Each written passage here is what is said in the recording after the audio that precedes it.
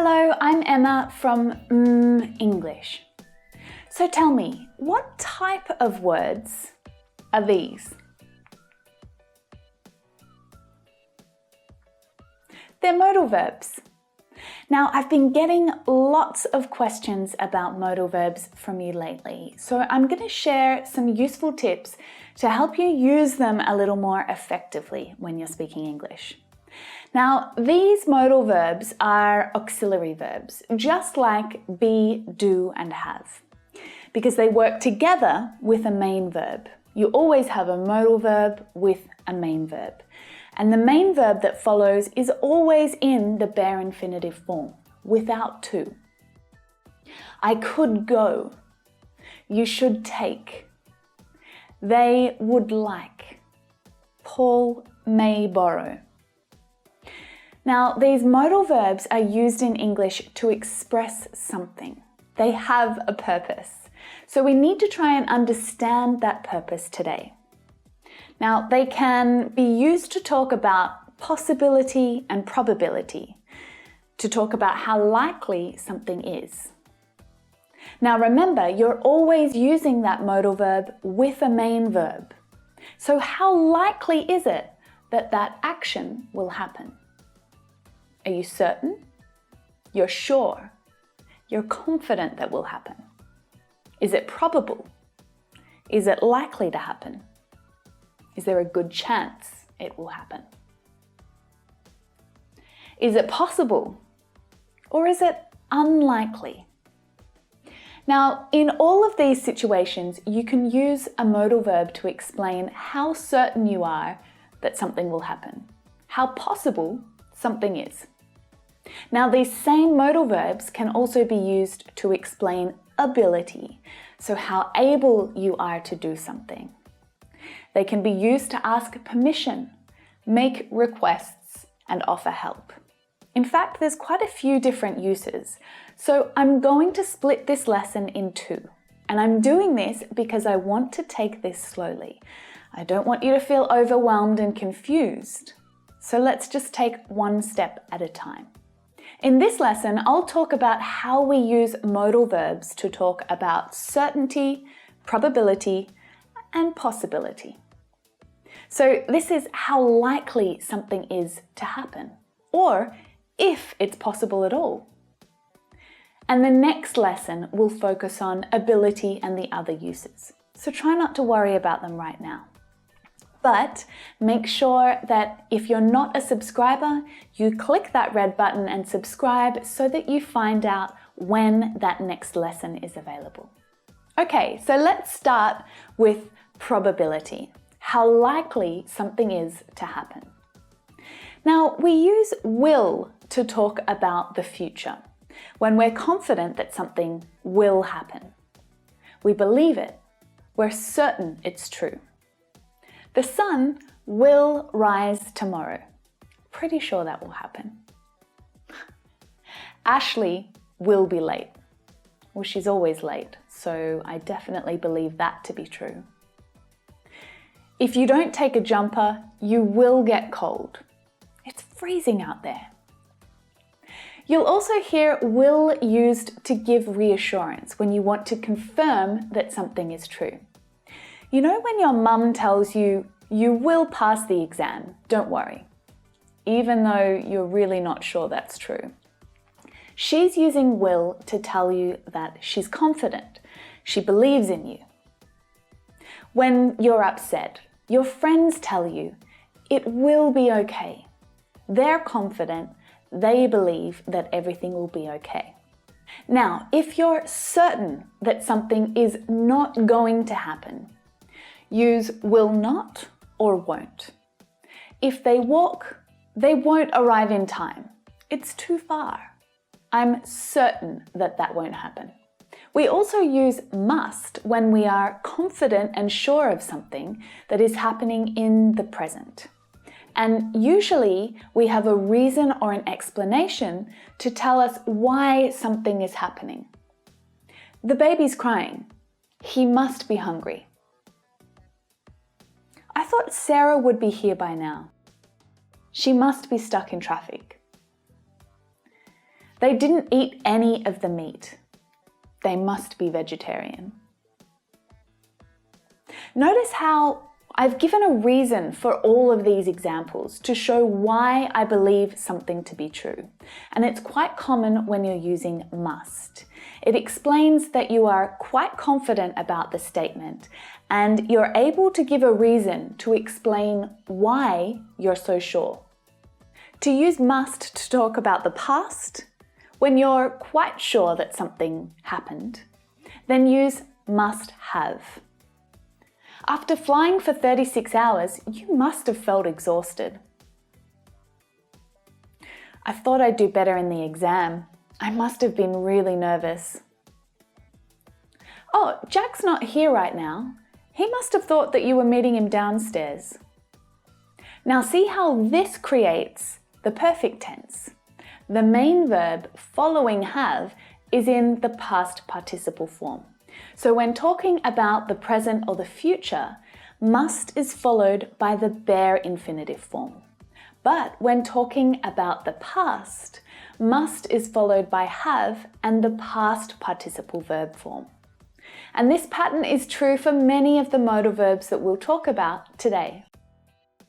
We use should to say that something is likely. We're not 100% certain, but we believe it to be true. They left an hour ago. They should be here by now. If they take the car, they should arrive by 3. To talk about the past, we use should have. It's the same pattern. I didn't realize he was unwell. We should have offered to take him to the doctor. The school knew Sam was going to be late. They should have called her mother. Now, let's talk possibility. So if you're making really general statements about something that is possible, use can. People can be really rude. Be careful because it can be quite dangerous on the streets at night. It can be really hard to find a speaking partner to practice English with. It can take over 12 hours to hike through those mountains. Now, these are all general statements. They're not specific. I'm saying these statements are possible, but I'm not saying exactly what is happening. Now, in this context, could is used as the past tense of can. I remember winters in London. Weeks could go by without ever seeing the sun.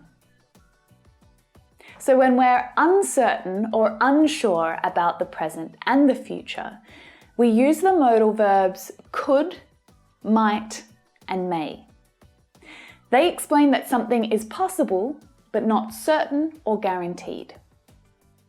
If you wait near the door on Lewis Street, you could see the Prime Minister leaving. They might arrive before lunch, but I'm not sure. I may need to borrow your car. Now, might and may here are very similar. There is a very slight difference between the two, in that might tells us that the outcome is a little bit less likely. But the truth is that 99% of native English speakers don't even realize this, so you don't need to worry about the difference at all. When used in spoken English, you can use either when talking about possibility. Just consider them to be the same. We may go on holiday in September. We might go on holiday in September. Close enough. The meaning of this sentence is so similar, but the second one suggests that it's a little less likely. That's all. We can also use could to explain that we are uncertain or unsure about the future. It could rain this afternoon. It might rain this afternoon. It may rain this afternoon. Now, all of these sentences tell us that it's possible, but not certain. There is a chance that it will happen. Simon could arrive before us. Simon might arrive before us. Simon may arrive before us. Now, these examples all talk about the present or the future. and the modal verb is followed by the bare infinitive verb form. But now, we'll go into the past, back in time. Then we use these same modal verbs with have, followed by the past participle verb. So suddenly we're using the present perfect tense. They might have finished dinner by now. I'm worried. Something could have happened to Sarah. Okay, so that was talking about possibility. Now, let's focus on impossibility, when something is not possible. When we know that something is unlikely to happen. The chances of it happening are really, really, really small. When we think that something is impossible, we use the negative forms of can and could. You can't be serious. It's not possible. I don't believe you. Now, this expression is often used after someone says something that you just don't believe. When we think that what is said is very unlikely to be true. When we told them they'd won, they couldn't believe it. He said he was in a band called Meatball. He couldn't have been serious. So when spoken, these negative forms are usually contracted. Can't, couldn't, and couldn't have. Now, you will never see this last one written as a double contraction, but you will hear it spoken. Couldn't have. You will hear people pronounce the full negative form though, especially to add emphasis to make the meaning stronger. That cannot be true. But you can make it even more dramatic by stressing every single word. That cannot be true.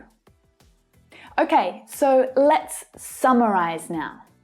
If you are certain about something, use will, or use won't if you are certain that something is impossible.